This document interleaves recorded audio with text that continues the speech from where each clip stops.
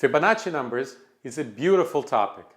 It's also a surprisingly vast topic, and large volumes have been written on the Fibonacci numbers, and you can read a lot about them on the web. They also have tremendous applications and offer great opportunities to do some wonderful linear algebra and to apply the eigenvalue decomposition, which is why we're here in the first place. Of course, all of you are familiar with Fibonacci numbers. You start with 0, 1, or any two numbers really, and then every subsequent number is the sum of the two numbers that came before it. So 1 is 0 plus 1, 2 is 1 plus 1, 3 is 1 plus 2, and so forth.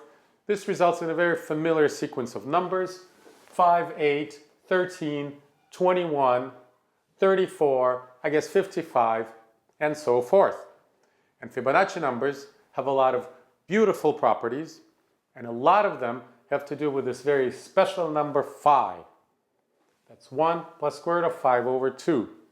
It's known as the golden ratio, and there's lots of information on the golden ratio on the web too, and I certainly encourage you to read about it. So what are the properties of Fibonacci numbers that have to do with phi?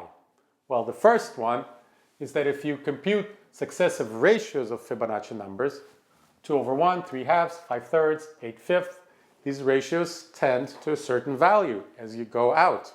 And that value is between 1 and 2, because you can see the number doesn't quite double each time you go from one Fibonacci number to the next. And in fact, it's around 1.6, a little bit larger than 1.6. So that will be one of the properties that we'll derive in this video. But another one, a little bit more robust, I would say, is to actually derive the closed form expression for a sub n. So a sub n equals something in terms of n. And we'll find out that that expression involves the golden ratio of phi. So that's the key goal of this video, is to discover this closed form expression. And then once you have that expression, you can discover lots of wonderful properties of Fibonacci numbers, and maybe not as much discover as confirm. And here's one of them. If you look at as sum of successive squares of Fibonacci numbers, you always get another Fibonacci number. For instance, 0 squared plus 1 squared is 1, great.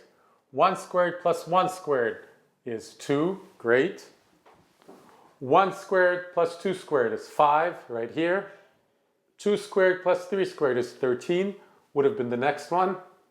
3 squared plus 5 squared, 9 plus 5, 34, the next one. I think some of these are skipped, every other one is hit perhaps. So that property would be very easy to derive once you have a closed form expression for a sub n. Here's another one that I'll mention that's much easier to derive, and there is a nice construction. You can find it on many places on the web. There is a TED talk about it, a pretty good one. And that's if you add up all of the squares starting from 0 up until this number, you will get something once again related to Fibonacci numbers. So let's see, 1 squared plus 1 squared is 2, plus 2 squared is 6, and 6 is 2 times 3. Add 3 squared to that, you get 15, which is 3 times 5.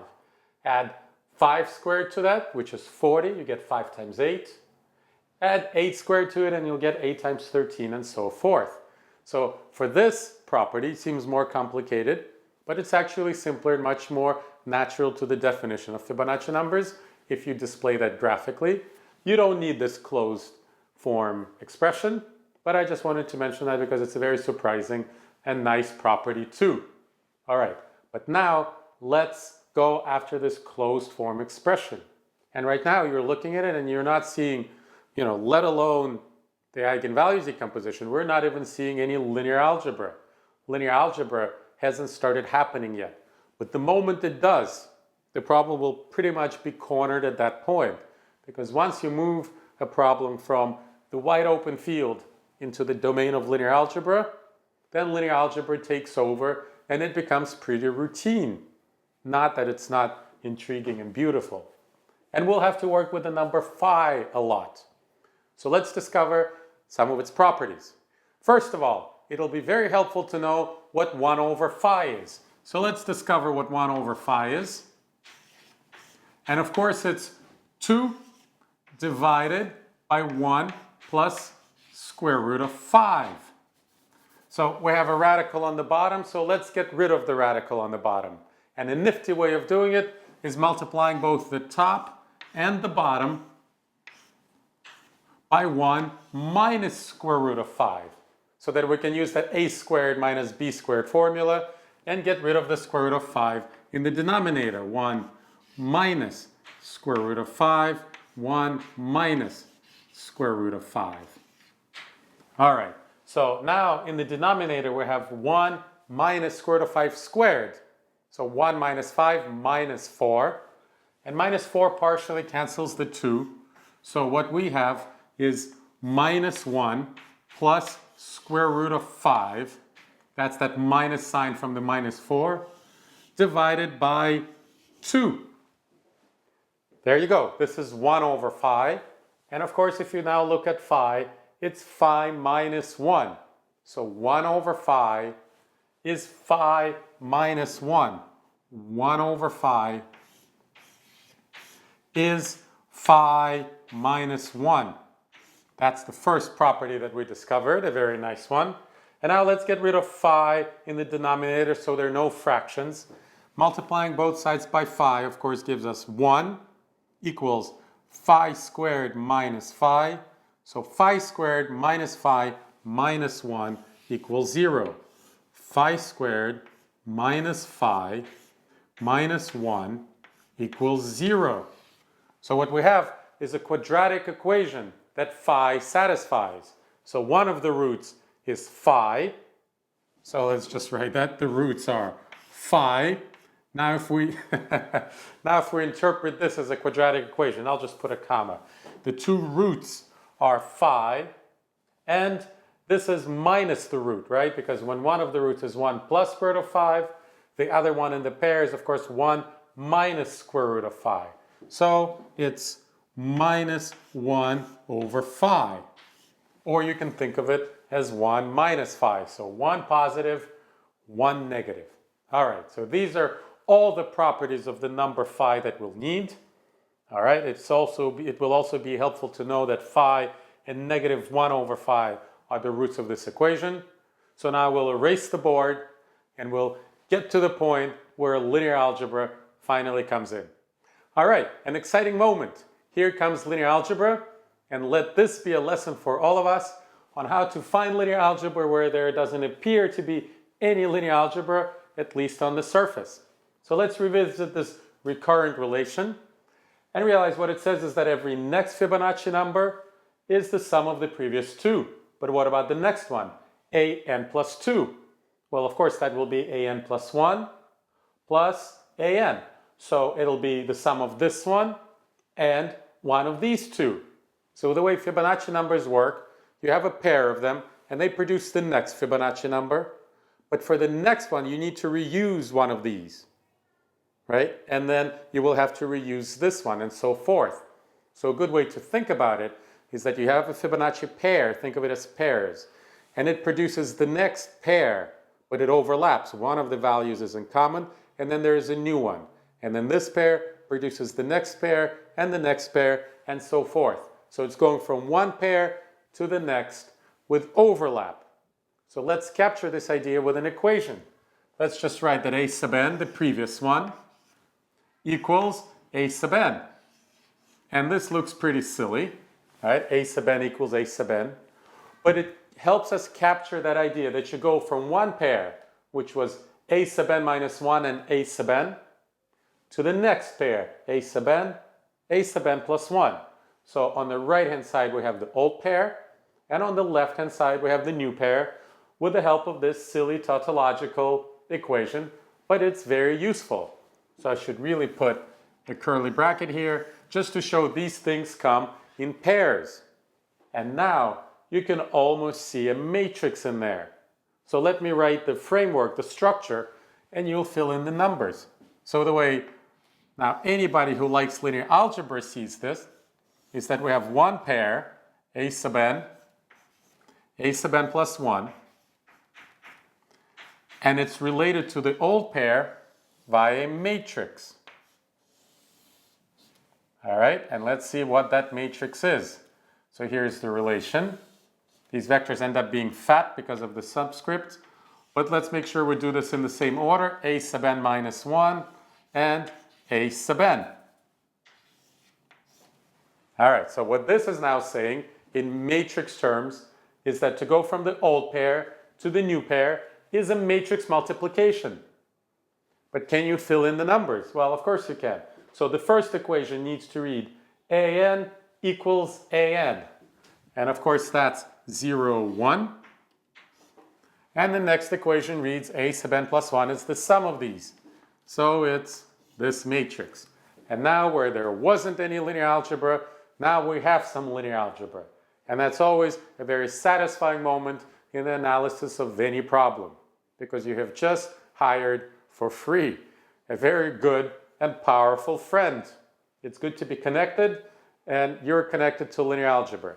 So now linear algebra will start helping us, and it's very helpful. So what do we see here? We see that to go from the old pair to the new pair is a matrix multiplication. And then how would you go from this pair to the next pair? Well, you'll just multiply it by the same matrix again, and by the same matrix again. And just let's go one step back. I could have written here that a sub n plus 1 and n plus 2, so I went down one step, would be this matrix squared, right? Because it's this pair times the same matrix. So multiply both sides by the same matrix. This would produce the next pair yet that I already mentioned. And this will be this matrix times this matrix, so it'll be this matrix squared. And then for the next pair, it'll be this matrix cubed, and so forth. So we have to raise this matrix to higher powers to get next and next and successively next pairs of Fibonacci numbers. And that's where the eigenvalue decomposition will of course come in, because that's what it's really good at, raising matrices to arbitrary powers, as long as we have the eigenvalue decomposition for this problem. And the eigenvalues of this matrix will be related to phi. So that's how phi enters into the picture.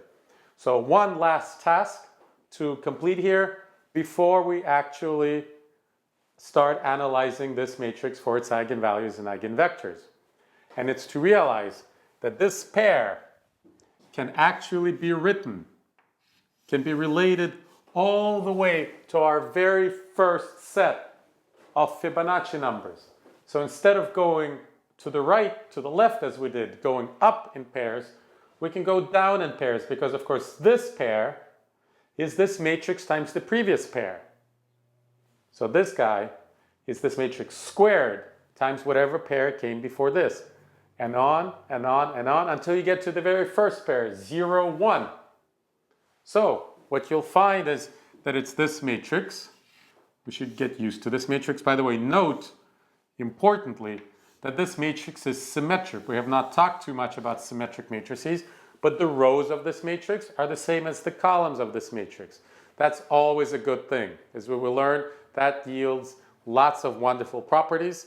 One of them is the guarantee that there will be a full set of eigenvalues and eigenvectors, all real. So the quote-unquote bad things that sometimes happen to matrices, complex eigenvalues, and defectiveness, the defective property, cannot happen for a symmetric matrix.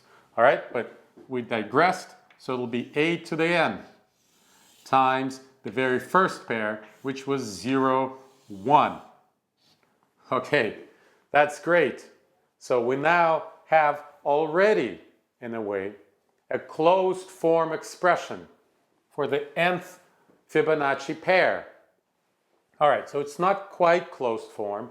It's still algorithmic, because it says, well, if you want the nth pair, you have to raise this matrix to the nth power.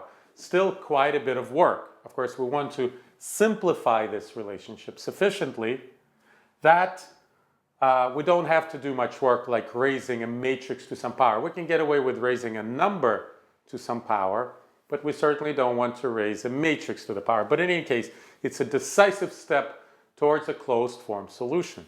We just have to evaluate what this matrix is to the nth power in closed form, that it's this entry is this number, this entry is whatever number, so each entry should be specified in terms of n. That's our goal.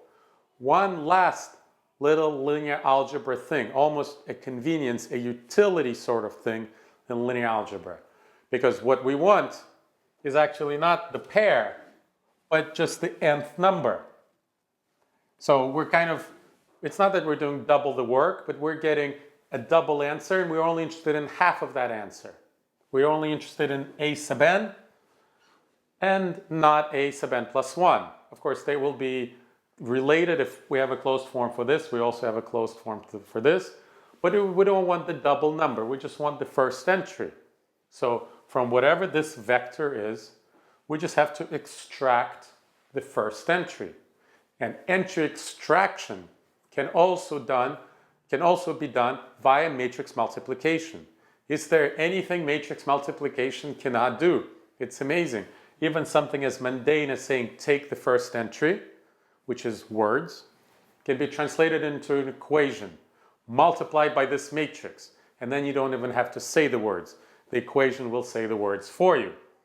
Okay, so how do we extract the first entry from this vector? And the answer is simply multiply by the matrix 1, 0. So a single row, 1, 0 will extract the first entry from here. So what we actually have is a nifty little expression for a sub n, and I'll write it here. And of course the next step will be erasing all of this, so this will appear a little bit more clearly. And it's this. So we need to do 1, 0 times this matrix to the nth power. 0, 1, 1, 1 to the nth power times the vector. I'm going to turn around to make sure it fits. Perfect. 0, 1, 0, 1. So there you go. We have our nearly closed form expression for the nth Fibonacci number.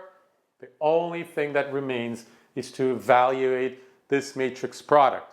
And of course, that is done via the eigenvalue decomposition of this matrix. We're going to find the eigenvalue decomposition of this matrix, then raise the middle matrix to the nth power, because that's how you do it with the eigenvalue decomposition. And then once we have that, we'll evaluate this product and be ready. What you'll see on the board, and I'll try to make sure it's not too messy, is a product of 5 matrices. This one, and then the middle one will turn into 3 matrices as it does in the eigenvalue decomposition. So that's what we're going to do next. Let's do this part of the analysis on the computer. I've summarized everything we need to remember about the golden ratio of phi in this table. And the task at hand is to compute the eigenvalue decomposition of this matrix. So of course, the first order of business is to determine the eigenvalues and eigenvectors of this matrix. So let's carry out the eigenvalue procedure, which is to subtract lambda from the diagonal and compute the determinant, which is easy to do by hand, lambda squared minus lambda minus 1 equated to 0 to get the characteristic equation. And of course it matches this equation that pretty much defines phi. And if you refuse to accept it, just calculate the roots of this equation and you'll get 1 plus or minus square root of 1 plus 4 or 5 divided by 2. So there you go, phi and 1 minus phi. So the two roots of this equation are phi and minus 1 over phi. All right, so these are our eigenvalues. So that's how phi makes its appearance. The golden ratio is one of the eigenvalues of this matrix, and its companion, minus 1 over phi, is the other eigenvalue. So let's find the corresponding eigenvectors. Let's start with phi. So subtracting phi from the diagonal, we get a matrix that's singular, even though it doesn't look like it. But it is singular because of these special properties of phi. For other values of this variable, if this was a variable, it wouldn't be singular, but for this special value, it is. And we see that just from the first row, it's very easy to determine the corresponding eigenvector. To get the null space of this matrix, you just have to take the columns in proportion 1 and phi. So that's our first eigenvector. Now let's deal with the second one. And for that we need to subtract negative 1 over 5 from the diagonal, so it's plus 1 over 5. And once again, doesn't look singular, but it is. And the corresponding eigenvector is 5 minus 1. So now we have everything we need to write out the eigenvalue decomposition. Put the eigenvalues on the diagonal and eigenvectors as columns in this matrix. And then copy this matrix to this position as well. And we have the eigenvalue decomposition of this matrix. And while we're at it, let's do the very easy part, which is raising the matrix to the nth power, which is precisely what we need for our Fibonacci numbers. The part that remains is to invert this matrix. But you have to realize that we're now much closer to the closed form expression. Before, we had to raise this matrix to the nth power, but now all that's left is raising this matrix to the nth power. And of course, its entries are quite evident. There'll be phi to the n and negative 1 over 5 to the n, which can also be captured as phi to the n. And in the denominator, numerator rather, we should have negative 1 to the nth power. Let's clear everything else. All right. And this should already count as a closed form expression. But just to make it even more explicit, let's invert this matrix. And that can be done in several ways. First of all, you can go right ahead and invert this matrix by our famous row-reduced echelon form-based inversion algorithm. But once you know what the inverse is, you can get it in a simpler way. And it's this. So look what happens when you multiply this matrix by itself. You almost get identity. So this is almost the identity matrix. So it's almost its own inverse. So just to drive this point home, let me factor this quantity out. And then it's this quantity times the identity matrix. So now let's divide both sides by this expression and put it right in here. And now if we place parentheses this way, we see that this matrix right here is the inverse of this matrix. So the inverse of this matrix is itself divided by this number. So let's now take this new information and replace this inverse. Let's do it on the next line. So put this matrix here and this fraction over here.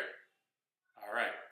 And now we pretty much have the closed form expression for this matrix. Now let's recall the expression for the nth Fibonacci number. And it's this matrix, 1, 0. That's the first entry selector matrix times this matrix to the nth power times 0, 1. So now let's plug in this matrix for this one right here, taking this fraction to the front. So let's do that first and put the remainder here. All right, we're almost there. We just have to evaluate this product with one number and 5 matrices in a smart way. So let's go to the next line and realize that the smart way is probably doing this product first, this product next. That way we do the simpler products with fewer numbers first, and then do the remaining products. Okay, so this product right here will of course select the second column and nothing else. So the easiest way to do it is to just leave the second column. All right, and this product right here will simply select the first row. So the first way to do it is to just delete the second row. All right, and now we have no choice but to carry out this product. Let's do that on the next line too, because we're getting very close to our answer. We'll do this product first. The result will be a 2 by 1 vector. That's this column times phi plus this column times -1. And combining the two columns in the sum results in this vector. Don't forget the minus sign. All right, and we have done this product. And now there's only one product left to do right here. So let's do it on the next line. Let's do this product first. Of course, it's the first column times phi plus the second column times -1. And that will be a single column with phi to the n+1 in the first entry. And this number multiplied by -1 in the second entry. That's this product. And we're now left with a single product, which of course equals a number. And that number is 1 times phi to the n+1 plus phi times this number, which of course equals this, and multiplication by phi can be done this way. And we're done. We now have our answer. We have our closed form expression for the nth Fibonacci number, and without any parentheses, it looks like this. So one final simplification, we can turn this minus sign into a plus if we put n-1 here so that the powers match in this term. And here's our final answer. It's the closed form expression for the nth Fibonacci number, and the key to the entire calculation was the eigenvalue decomposition. I wanted to get back in front of the blackboard one final time in this video, just to celebrate this beautiful formula and to point out a couple of things about it. Of course, the key to obtaining this formula was the eigenvalue decomposition. And this particular application of the eigenvalue decomposition is not unique to Fibonacci numbers. Whenever you have a recurrent relationship that doesn't change depending on where you are in the series, for example, this was the sum of these two, the next one is the sum of these two, so this rule did not depend on n. So whenever you have a situation like that, the eigenvalue decomposition can be used to figure out the nth number in the series in the exact same way we did here. And this actually finds many applications, especially in the study of finite difference ways of solving differential equations. So that's number one. Number two, I wanted to point out something a little bit surprising, has nothing to do with linear algebra, but this number, despite having so many square root of 5s in it, is actually an integer. Well, because the nth Fibonacci number is an integer. So a little bit surprising that for any given n, if you were to multiply it out, all of the square root of 5s will cancel, and you'll be left with just the neat integer. All right, so that's the second thing. And the final thing is that you can use this formula to confirm the relationship that we observed early in the video, and that's the sum of the squares of two consecutive Fibonacci numbers is another Fibonacci number somewhere down the row. So just square this number, square a sub n plus 1, add them together, everything will simplify very nicely, and you'll get one of the Fibonacci numbers probably twice down the row. So there you go. This completes our discussion of Fibonacci numbers, which was a fantastic application of the eigenvalue decomposition.